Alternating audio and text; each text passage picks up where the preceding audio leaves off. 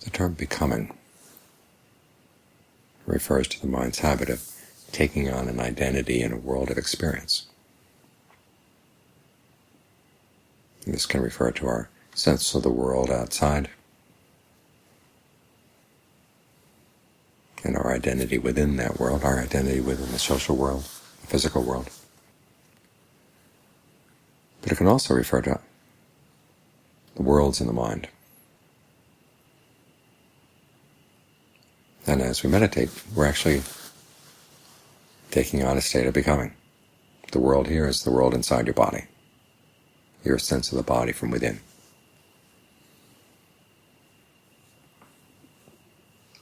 And for the time being, you're the person looking after this, looking after the breath, making sure your attention stays with the breath, make sure that your thoughts stay with the breath, trying to be sensitive to how your thinking has an effect on the breath. You're monitoring this at the same time that you're doing it, creating this sense of concentration inside.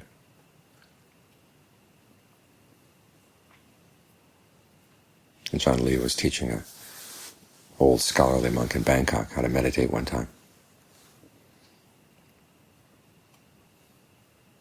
And at one point, the older monk complained. He said, wait a minute, we're supposed to be doing away with states of becoming, but when we're meditating, it seems like we're creating one. And John Lee said, that's precisely what we're doing. We're creating a state of becoming. It's just like having a chicken that gives eggs. You don't just destroy all the eggs.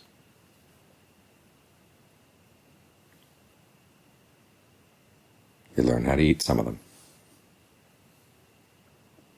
And you didn't complete the image, but if you want to learn about eggs, on one hand, you have to eat. And in eating, you have to cook the eggs. And in cooking the eggs, you learn a lot about eggs. If you've got good eggs to eat, then there are a lot of other ways that the mind eats that you don't have to get involved with. Because every state of becoming has to depend on clinging. And the Buddha's word for clinging is the same word for taking sustenance or feeding on things. So for every state of becoming, there has to be some basis either in clinging to views, clinging to habits and practices, or clinging to your sense of yourself. And some states of becoming also are based on sensual desires. Your fascination with thinking about sensual things, those worlds you create in your mind, around food and people, situations you want.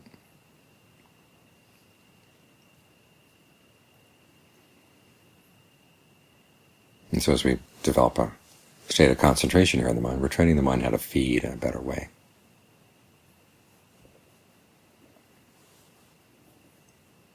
Then as you notice, as you go through life, that the more skills you have, the different senses of self you can develop around those skills. You have a sense of what you can manipulate, what you control.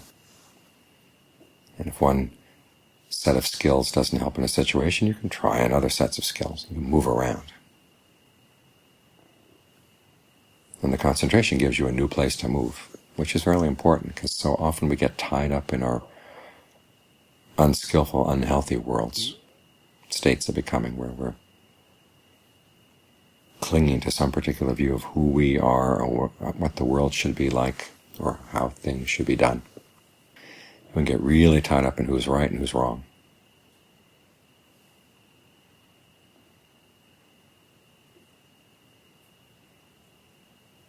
And some people are so thoroughly enmeshed in their worlds, you think they're never going to get out. They'll resist totally any effort to push them out or to lure them out or to persuade them that this is not in their right interest. And you find that you've got characters like that in your head. Certain identities you take on, certain situations, especially when you feel that you've been wronged. And the part of you that feels that you've been wronged wants to have justice served. You don't like to hear the idea, well, maybe you're the one who caused the problem, or even if the other person really is wrong, the fact that you're suffering here can't totally be blamed on the other person. You try to talk to that mind state about letting go and not carrying on that particular fight and really resist. That sense of having been wronged is probably one of our strongest manifestations of our sense of self.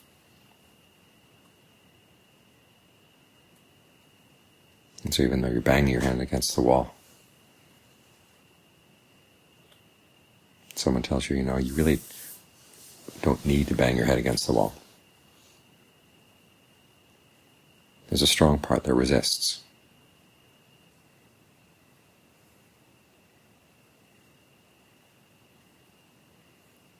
This is when you have to get the different members of your committee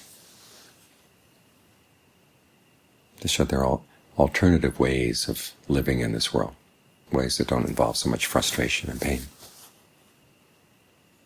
That's one of the reasons why we develop the skill of having this member of the committee, the member that's good at getting the mind into concentration, keeping it there, and getting a sense of well-being, a sense of fullness and rapture, refreshment,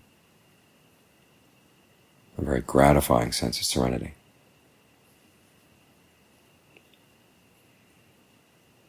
So you have this alternative place to stay, this alternative set of skills, this alternative committee member. Now, this doesn't mean that once the mind gets to a state of concentration like this, it's going to automatically slip out of its unhealthy states. That's where discernment has to come in. This is why the Buddha taught the Four Noble Truths, why he began the path with the Four Noble Truths.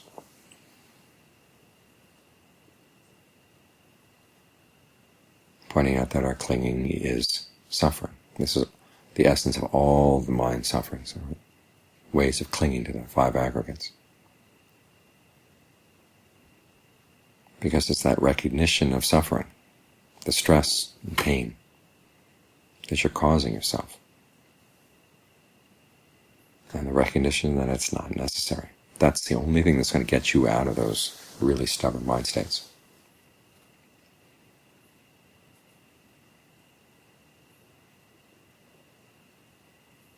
That and respect for the teaching.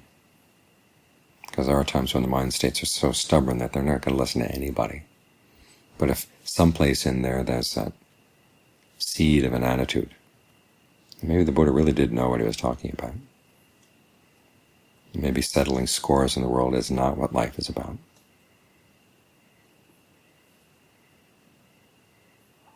Or maybe feeding on the injustices that you've suffered is a really miserable way of feeding. Maybe there's something better.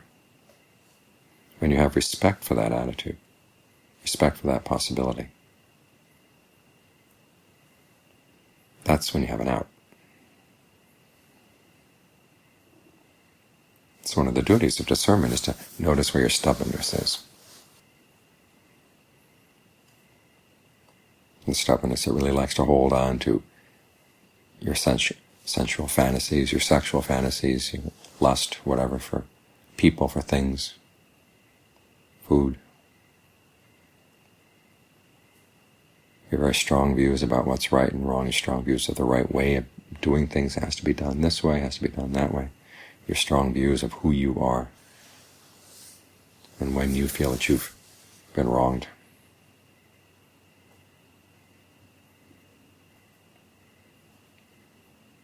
You've got to learn how to ferret out that stubbornness and see how you can get around it.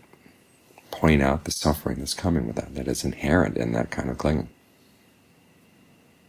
And if you have respect for the Buddha's teachings, that helps a lot.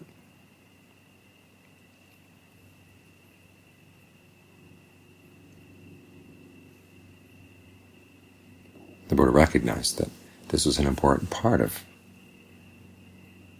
teaching the Dharma, i.e. one person teaching another person the Dharma, and also you teaching yourself the Dharma. There's that element of respect. And no matter how right you may be, if there's suffering involved in that rightness, there's something wrong.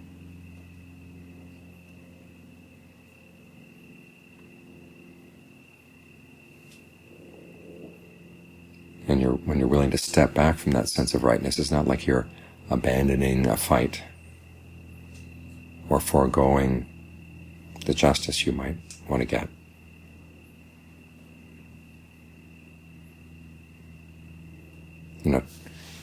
You're doing it because you're suffering and you don't have to.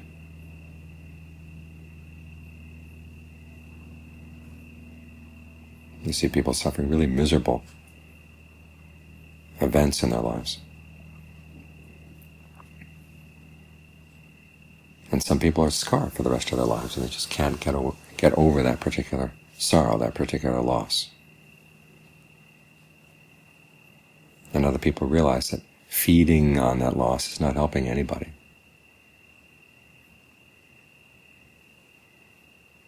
And they're able to drop it.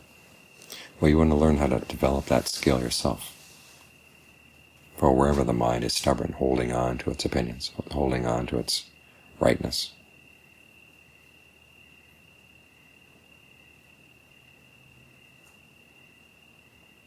realizing that you're the one who's suffering and you're the one who's causing it. How much longer do you want to carry it on?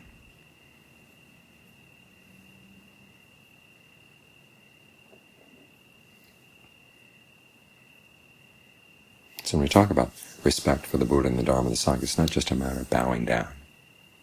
Although you do notice we do a lot of bowing down around here. It's partly to inculcate the attitude that maybe there's somebody who knows more than we do. The respect for the Dharma is realizing that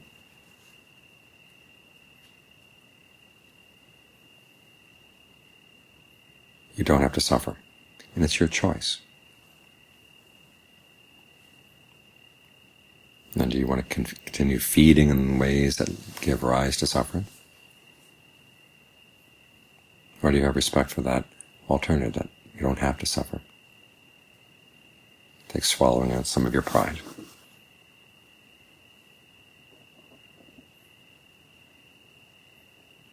But swallowing your pride is a better way of feeding than continuing to feed off your sense of having been wronged. Actually, you don't swallow your pride, you spit it out.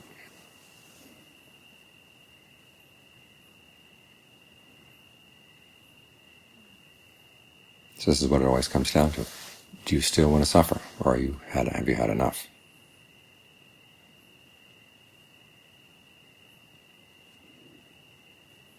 And when you find parts of the mind that resist, what can you do? Soften them up a bit.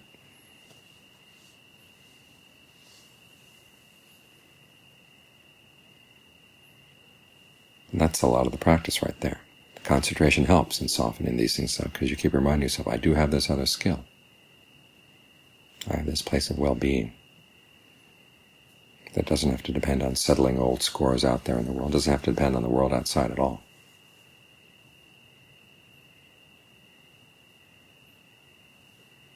Wouldn't I be better adopting the perspective that comes from taking that as my main center, main source of food?